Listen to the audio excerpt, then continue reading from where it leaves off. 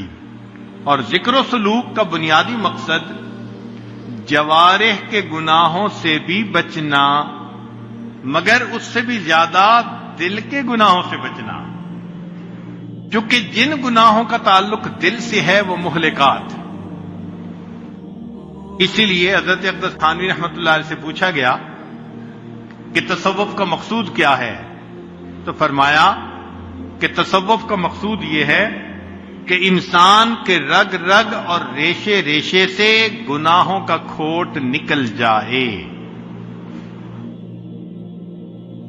اب اس میں کچھ گناہ ایسے ہوتے ہیں کہ جو جاری ہو جاتے ہیں، لہذا ان کا گناہ بھی زیادہ۔ مثال کے طور پہ بدعت پہ عمل کرنا، اسی لیے نفس گناہ کرواتا ہے لذت کی خاطر، مگر شیطان ایسے گناہ کو پسند کرتا ہے کہ جو انسان گناہ کرے اور اس سے توبہ کی توفیق بھی نہ ہو۔ اب جو آدمی کسی بدعت پہ عمل کر رہا ہے تو وہ تو اس کو نیکی سمجھ رہا ہے، توبہ کیسے کرے گا؟ اسی لیے مجدد ثانی رحمۃ اللہ علیہ نے حدیث مبارکہ لکھی کہ جس قوم میں کوئی بدعت آ جاتی ہے، اللہ تعالیٰ اس کے مقابلے کی ایک سنت کو اٹھا لیتے ہیں، پھر اس قوم کے اندر قیامت تک سنت نہیں لوٹائی جاتی۔ اسی لیے جو سالک آگے بڑھنا چاہے وہ تمام بدعات سے اپنے آپ کو بچا لے، اور ایسے گناہ جو انسان کے مرنے کے بعد بھی جاری رہتے ہیں۔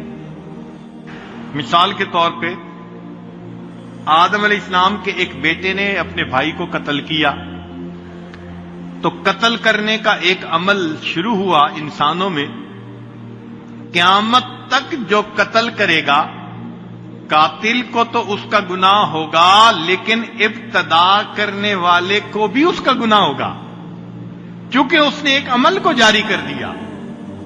اسی لیے ایسا عمل کرنا کہ جس کا فساد مرنے کے بعد بھی چلتا رہے، یہ انسان کے لیے اور بھی زیادہ نقصان دہ ہوتا ہے۔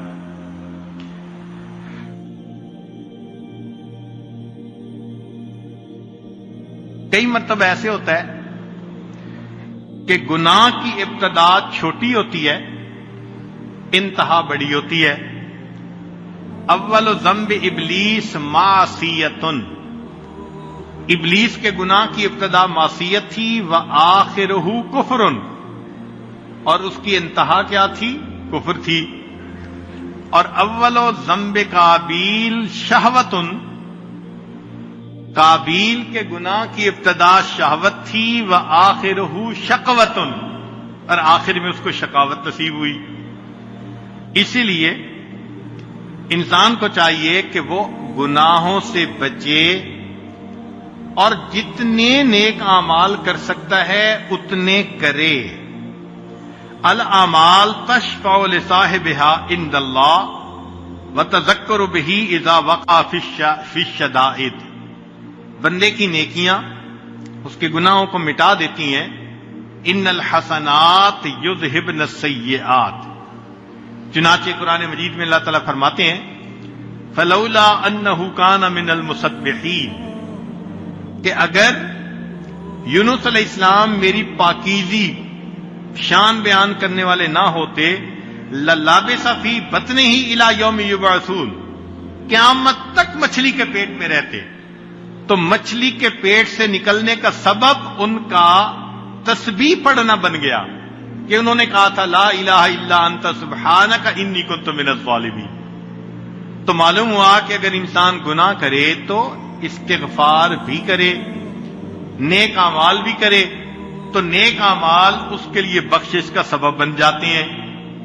عربی کا ایک مشہور شعر ہے وَإِذَا الْحَبِيبُ أَتَى بِذَنبٍ وَاحِدٍ، عجیب شعر کہا کسی نے، وَإِذَا الْحَبِيبُ أَتَى بِذَنبٍ وَاحِدٍ، اور جب محبوب کسی ایک غلطی کا ارتکاب کر لیتا ہے، جاءت محاسنہ بألف شفیع تو اس کی خوبیاں ہزار شفاعت سفارش کرنے والے کو لے کے سامنے آ جاتی ہیں۔ اس کی مثال یہ کہ ماں کو بیٹے سے پیار ہوتا ہے، بیٹا غلطی بھی کر دے تو وہ ماننے سے انکار کرتی ہے، کوئی نہ کوئی تعویل کر دیتی ہے، اس لیے کہ غلطی ایک ہوتی ہے اور بچے کی اچھائیاں کئی سامنے ہوتی ہیں، لہذا اس کی برائی بھی برائی نظر نہیں آتی۔ تو انسان اگر نیکی کرتا ہو تو پروردگار عالم اس کی خطا کو جلدی معاف فرما دیتے ہیں۔ ہاں، جتنا بھی انسان اللہ رب العزت سے معافی مانگے اللہ تعالی مہربانی فرما دیتے ہیں، اور کبھی تو اس کے گناہوں کو اس کی نیکیوں میں شامل فرما لیتے ہیں۔ حدیث پاک میں آیا کہ کئی مرتبہ انسان ایک گناہ کرتا ہے اور وہ اس کے لیے نیکی میں جانے کا سبب بن جاتا ہے۔ کیوں؟ کہ کیا تو تھا گناہ، مگر اس سے کر لی سچی توبہ، اور توبہ اللہ کے ہاں ایسی قبول ہوئی کہ اللہ نے اس بندے کے لیے جنت میں جانے کا فیصلہ فرما دیا۔ اسی لیے قیامت کے دن شیطان حسرت کرے گا بعض بندوں پر کہ میں نے ان سے گناہ کروائے ہی کیوں تھے، کہ انہوں نے ایسی توبہ کی کہ اللہ کو پسند آ گئی۔